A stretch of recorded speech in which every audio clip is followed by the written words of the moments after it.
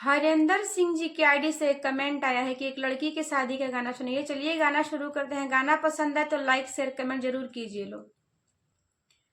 पाटना सहरिया से पापा आईनी हो, बेटी के लाइले पुकार, हमारो जूही बेटी कहाँ गईली हो, घरवा का गईली सुन, हमारो जूही बेटी कहाँ गईली हो, घरवा का गईली सुन,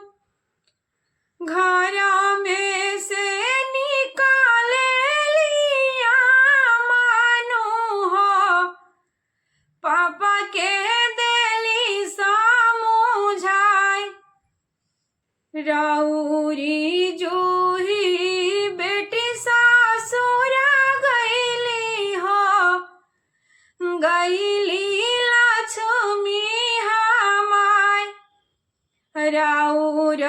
जूही बेटी सासुरा गईली हो, घरवा का गईली सुन, छपारा सहरिया से भैया आईनी हो,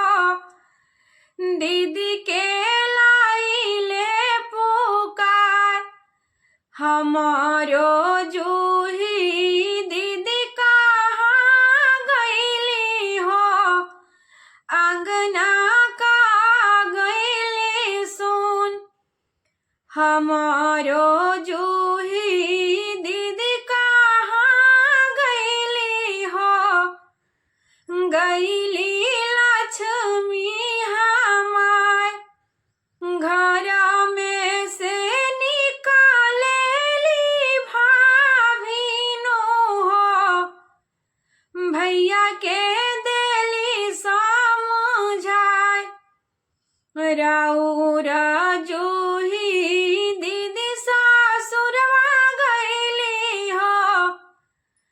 गईली घर के बालाई, राउर